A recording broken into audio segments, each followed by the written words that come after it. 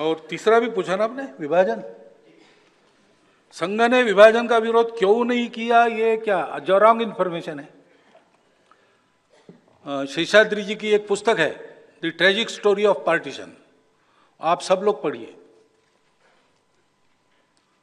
उसमें विभाजन कैसे हुआ, विभाजन क्या करने से हुआ और क्या करने से रुक सकता था, विभाजन में किसका क्या रोल था, ये सारी बातें हैं। संघ का मत क्या है इसके बारे में, इसका ठीक ठीक पता उस पुस्तक के पढ़ने से आपको पता चलेगा। विदाउट मिंसिंग वर्ड्स वो पुस्तक लिखी गई है, उसको आप पढ़िए। तो संघ ने विरोध किया था, लेकिन संघ की ताकत क्या थी उस समय। पूरा देश महात्मा जी के पीछे था। महात्मा जी ने तो कह दिया था मेरे लाश पर होगा। गुरुजी को पूछा किसी स्वयंसेवक ने, अच्छे कार्यकर्ता ने पूछा कि तो इधर जा रही गाड़ी, तो गुरुजी ने कहा था नहीं, गांधी जी ने सम्मति नहीं दी है, विभाजन नहीं होगा। लेकिन कुछ हुआ जो उन्होंने भी मान्य कर लिया। उनके मान्य करने के बाद संघ के कहने से समाज समर्थन नहीं करता और इसलिए विभाजन रुक नहीं सका। यानी उसको रोकने के लिए हम भी कुछ नहीं कर सके। तो अखंड भारत एक सत्य है। विभाजन होने से क्या क्या होता है, मौलाना अबुल कलाम आजाद का एक लेख, चट्टान नाम का उस समय एक पेपर था लाहौर में, उसके पत्रकार ने उनका इंटरव्यू लिया। 1946 का इंटरव्यू है, वो डेट वेट में भूल गया, मिल जाएगा, वो आप पढ़िए। उन्होंने इस विभाजन के विरोध में अपना मत देते हुए विभाजन के परिणाम क्या होंगे इसका कुछ प्रेडिक्शन किया है। वो अक्षरशः सत्य आज हम देखते हैं। पाकिस्तान की क्या हालत होगी, भारत में मुसलमानों का क्या होगा, ये सब उन्होंने लिखा है। लेकिन उनके जैसे लोगों का नहीं सुना गया।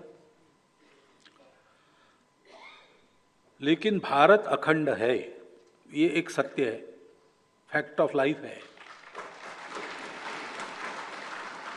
जबरदस्ती उस सत्य को नकार कर जो लोग चल रहे हैं उनका क्या हो रहा है, नहीं हम एक नहीं, हम अलग है, ऐसा मानकर जो अलग हुए, जिस दिन से अलग हुए उस दिन से शुरू कीजिए, अभी इस क्षण तक की हालत देखिए। क्या वो सुखी है?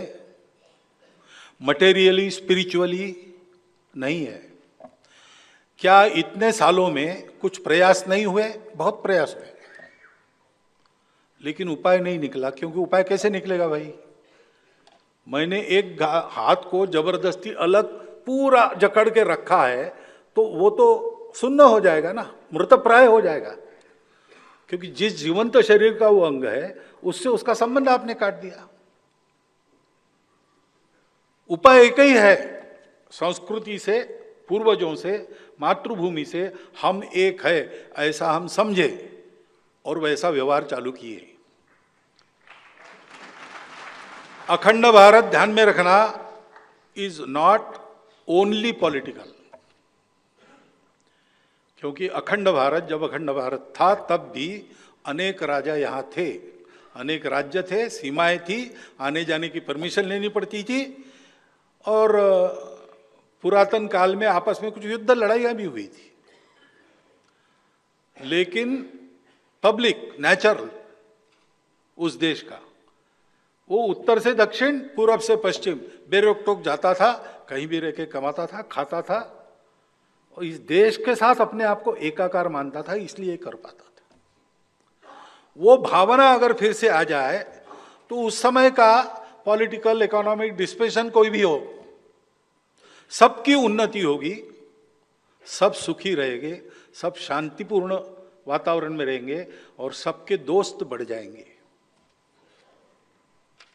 तो ये जो अखंडित भारत का दुस्वप्न है, जिस नींद में हमको पड़ रहा है, उस नींद से जागना बहुत आवश्यक है और सोया हुआ आदमी कभी ना कभी जागेगा। इसलिए अखंड भारत है, ये समझकर हमको चलना चाहिए।